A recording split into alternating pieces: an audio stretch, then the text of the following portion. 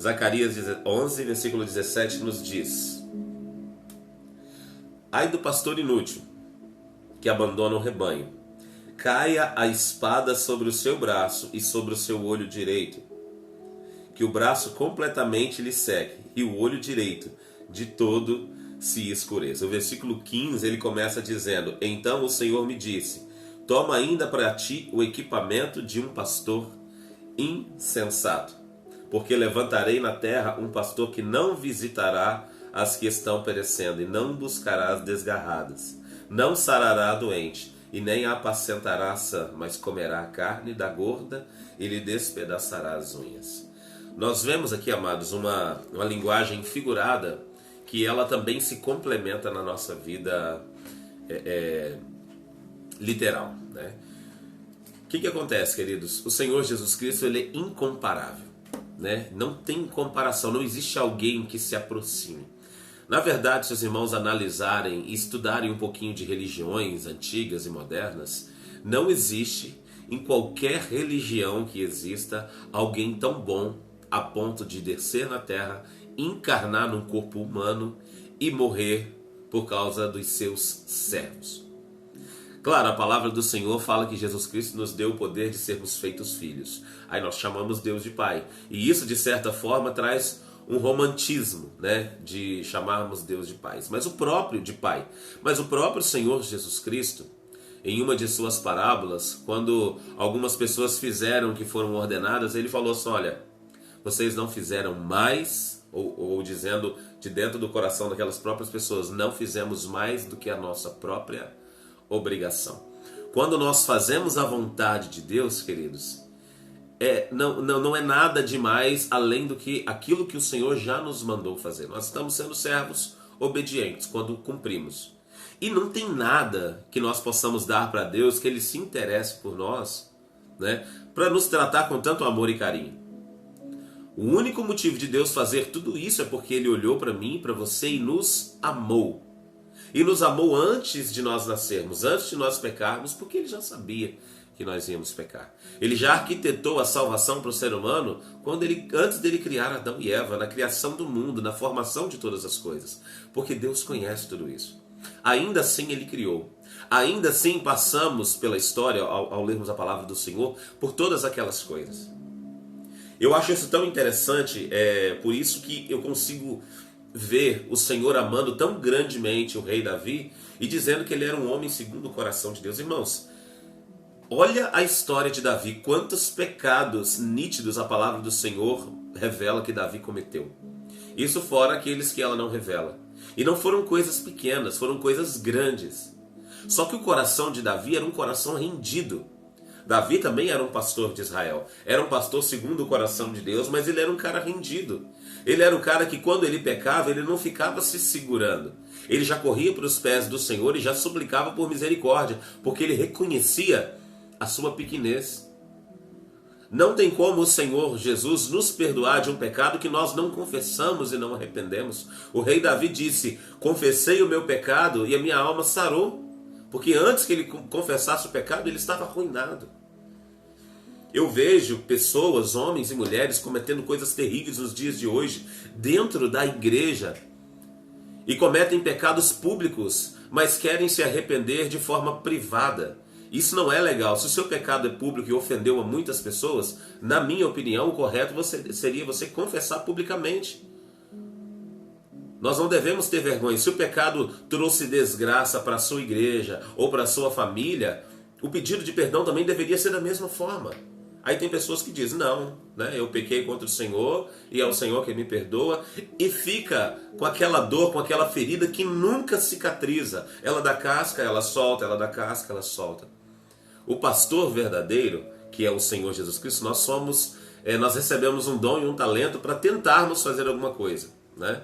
Se nós analisarmos o que um bom pastor faz pelas suas ovelhas, quase nenhum de nós tem capacidade de ser um pastor razoável. O Senhor é o único bom pastor.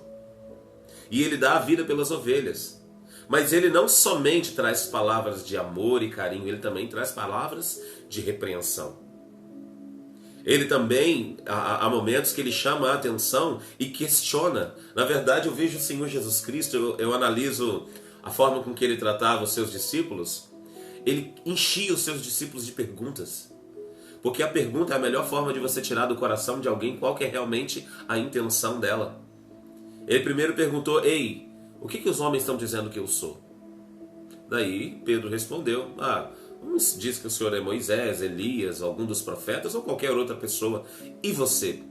O que você diz que eu sou? E vós? Quem dizeis que eu sou? Tu és o Cristo. Irmãos, Pedro poderia ter respondido qualquer coisa. O que Jesus queria era arrancar do coração dele a resposta correta. E muitas das vezes Deus está fazendo perguntas para nós, né? Mas não literalmente com voz audível. Mas nós mesmos ficamos nos perguntando, mas é o Espírito Santo nos levando à revelação daquilo que nós precisamos. Daquilo que nós precisamos nos arrepender de fato. A pergunta nos coloca onde nós deveríamos estar. Nós precisamos nos colocar diante de Deus e colocar o nosso coração aberto para que o Senhor venha sarar as nossas feridas. Olha o que a palavra do Senhor diz a respeito desse pastor. Ai do pastor inútil, que abandona o rebanho, cai a espada sobre o seu braço e sobre o seu olho direito, que o braço completamente lhe seque, o olho direito de todo se escureça. Aqui é uma linguagem figurada para dizer o que é o braço. O braço é a minha força de trabalho. Num período onde quase todo tipo de trabalho era um trabalho manual, eu poderia dizer praticamente 100%.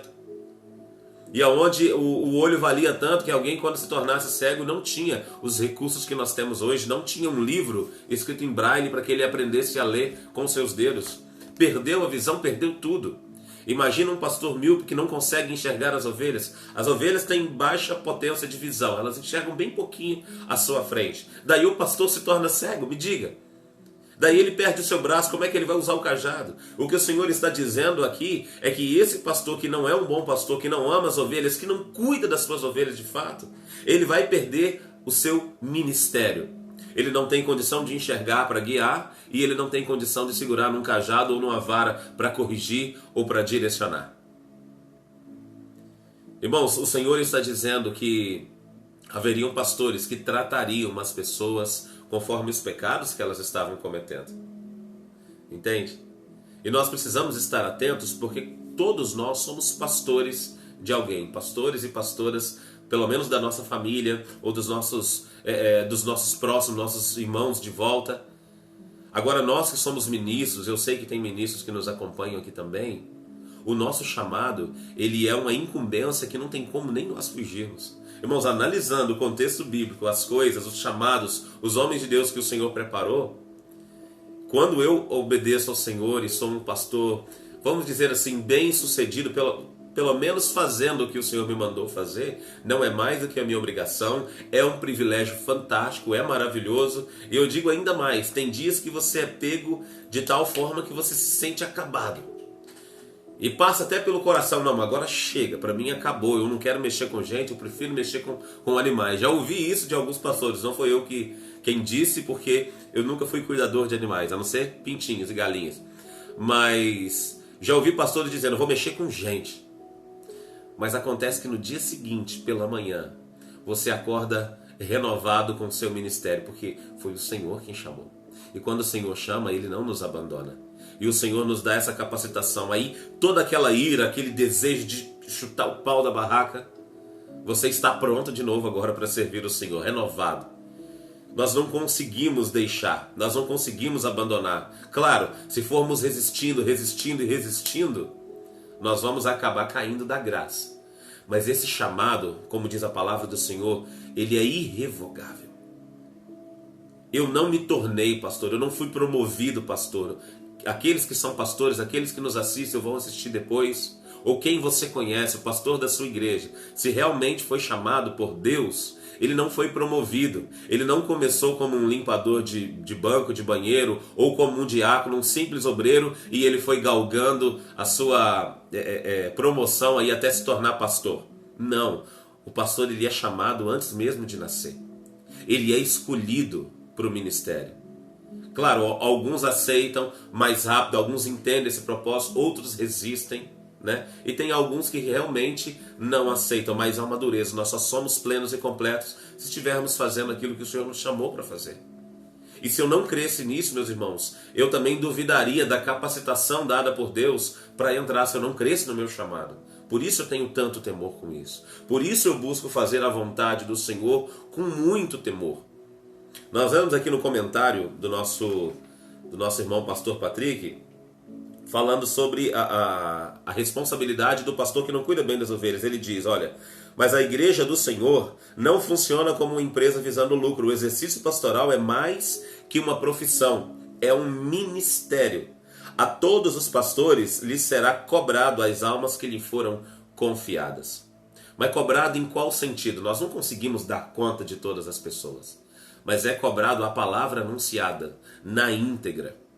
É cobrado todo o contexto bíblico necessário para a salvação.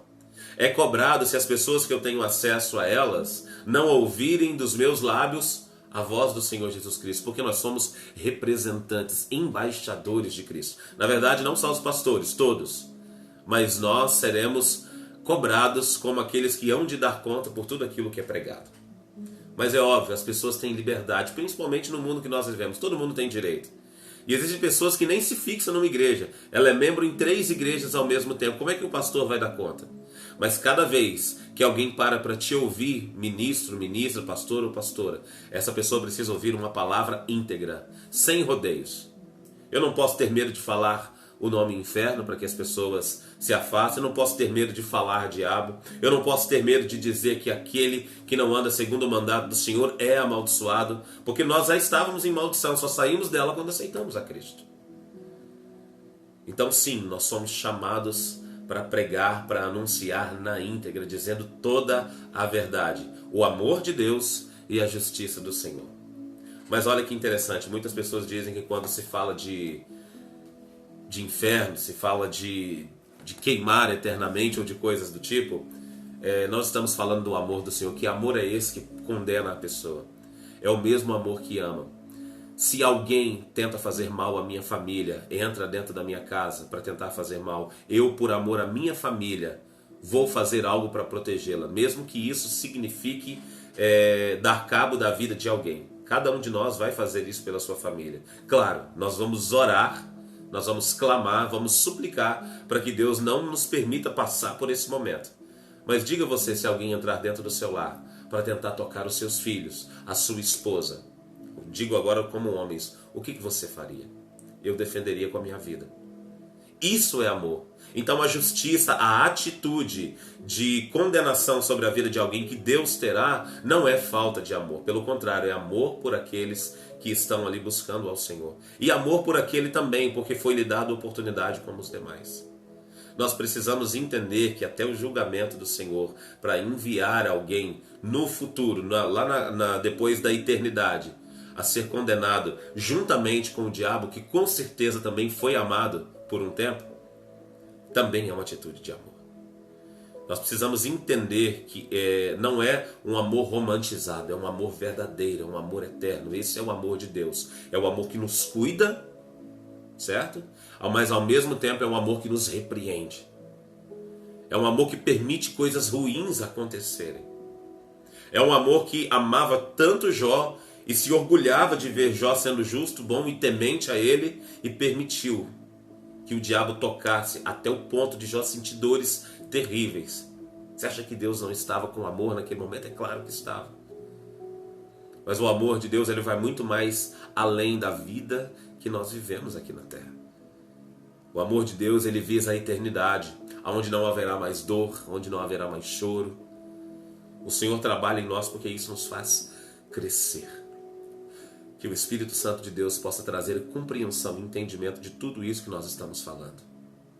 Arrependamos dos nossos pecados, confessamos os nossos erros, nos humilhamos, porque se cometemos erro, precisamos nos humilhar, precisamos nos abrir, precisamos confessar. O rei Davi agradava o coração do Senhor porque ele tinha essa capacidade de confessar os seus pecados. Ele diz, enquanto eu não confessei, os meus ossos adoeceram. Irmãos, isso é lindo.